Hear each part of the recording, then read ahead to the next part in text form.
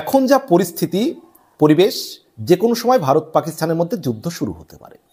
এখন যদি ভারত পাকিস্তান যুদ্ধ হয়, তাহলে কোন দেশের কতটুকু সামরিক শক্তি, সেটা যদি আমরা তুলনামূলকভাবে একটু আলোচনা করে দেখি, তাহলে আমরা বুঝতে পারবো যে যুদ্ধ বাদলে পরিস্থিতি কি হবে, বা কোন দেশ যুদ্ধে এগিয়ে থাকবে আর কোন দেশের যে শক্তি কম বেশি, সেটা যদি তুলনামূলক আলোচনা করি যে কোন দেশের কত কি শক্তি রয়েছে, এটা অনেকটাই আমরা ধারণা পাব। তো তার আগে আমি একটু বলে নিই, যুদ্ধ শুরু করা কিন্তু সহজ, যুদ্ধ কিন্তু সহজে শেষ হয় না। অনেক সময় বলা হয় 1 সপ্তাহ 10 দিনের মধ্যে যুদ্ধ শেষ হয়ে যাবে, তা কিন্তু নয়। যুদ্ধ একবার শুরু হয়ে গেলে যুদ্ধ কবে শেষ হবে এটা কিন্তু কেউ বলতে পারে না। এবং এখন যা পরিস্থিতি, যে কোনো সময় ভারত পাকিস্তানের যুদ্ধ লেগে যেতে পারে। কাশ্মীরের পহেলগাঁওয়ে 26 জন নিরীহ মানুষের প্রাণ গিয়েছে জঙ্গি আক্রমণে। তারপর থেকে কিন্তু ভারতের নাগরিকরা, ভারতের আপামর জনগণ ক্ষোভে ফুটছে, যে একটা যোগ্য জবাব দেওয়ার দরকার। ভারতের প্রধানমন্ত্রী নরেন্দ্র মোদীজি তিনি সেনাবাহিনীর কর্মকর্তাদের ডেকে ফ্রি হ্যান্ড দিয়ে দিয়েছেন যে আপনারা কখন কিভাবে কোন পরিস্থিতিতে আক্রমণ করবেন এটা আপনারা স্থির করুন। একবার পুরো ফ্রি হ্যান্ড দিয়ে দিয়েছেন ভারতের প্রধানমন্ত্রী নরেন্দ্র মোদীজি ভারতের সেনা কর্মকর্তাদের। আবার পাকিস্তানের তথ্যমন্ত্রী মঙ্গলবার গভীর রাতে তিনি তড়িঘড়ি করে তাড়াতাড়ি করে সাংবাদিক বৈঠক ডাকেন এবং ডেকে বলেন যে তারা নাকি তাদের কাছে গোয়েন্দা সূত্রে খবর রয়েছে, গোয়েন্দা তথ্য পেয়েছেন যে ভারত, তিনি বলেছিলেন মঙ্গলবার গভীর রাতে এই কথা, যে ভারত 24 ঘন্টার মধ্যে, মানে আগামী 24 ঘন্টা থেকে 36 ঘন্টার মধ্যে পাকিস্তানের উপরে আক্রমণ করতে পারে। কিন্তু সেই 24 ঘন্টা 36 ঘন্টা কিন্তু কেটে গিয়েছে, এখনও কিন্তু সেইভাবে আক্রমণ বা যুদ্ধ শুরু হয়নি। এখন যে পরিস্থিতি, যে কোনো সময় যুদ্ধ লাগতে পারে, বা এর আগে ভারত যেমন সার্জিক্যাল স্ট্রাইক করেছিল পাকিস্তানের উপরে, সেরকম সার্জিক্যাল স্ট্রাইক হবে নাকি সরাসরি যুদ্ধ হবে সেটা কিন্তু আর কিছুদিনের মধ্যে আমরা পরিষ্কার ক্লিয়ারভাবে জানতে পারবো। কিন্তু যদি এই দুই দেশ যুদ্ধ লেগে যায়, সেক্ষেত্রে কতদিন ধরে যুদ্ধ চলবে আমরা কেউ জানি না। কিন্তু কোন দেশ কতটুকু শক্তিতে এগিয়ে রয়েছে যদি আমরা একটা আলোচনা করি, তো এই ব্যাপারে আলোচনা করছি আমি।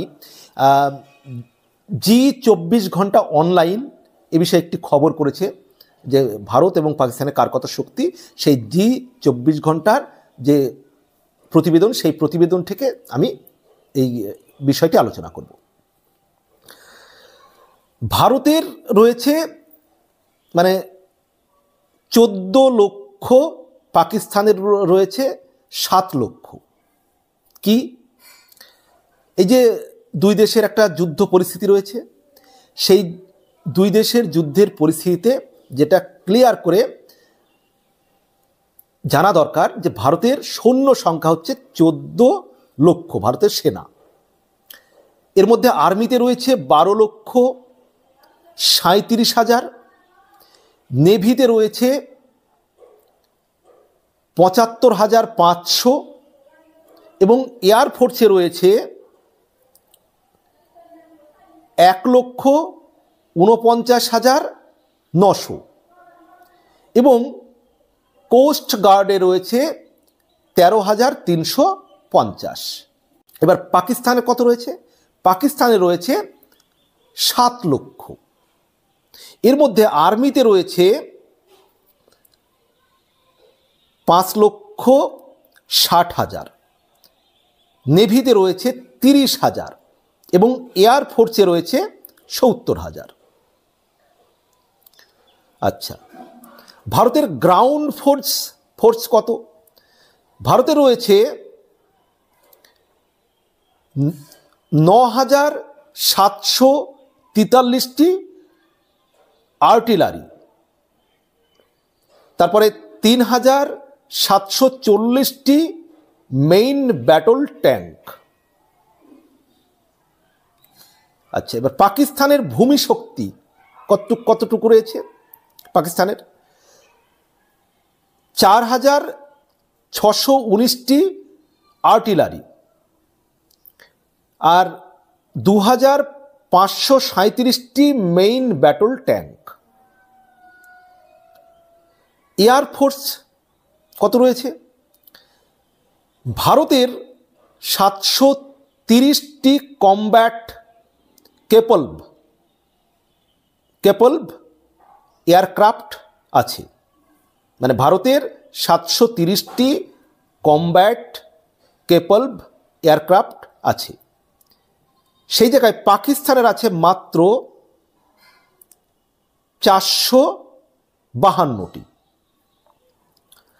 ভারতের মানে নেভিতে কারাক শক্তি বলছি এবার, ভারতের 16টি সাবমেরিন রয়েছে, 11টি ডেস্ট্রয়ার মানে যেগুলো আর কি বিপক্ষ শক্তিকে ধ্বংস করে দিতে পারে, 16টি ফ্রিগেটস রয়েছে 16টি, এবং 2টি এয়ারক্রাফট ক্যারিয়ার রয়েছে।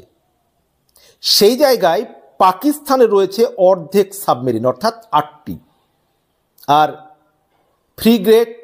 ফ্রিগেটস রয়েছে মাত্র 10টি।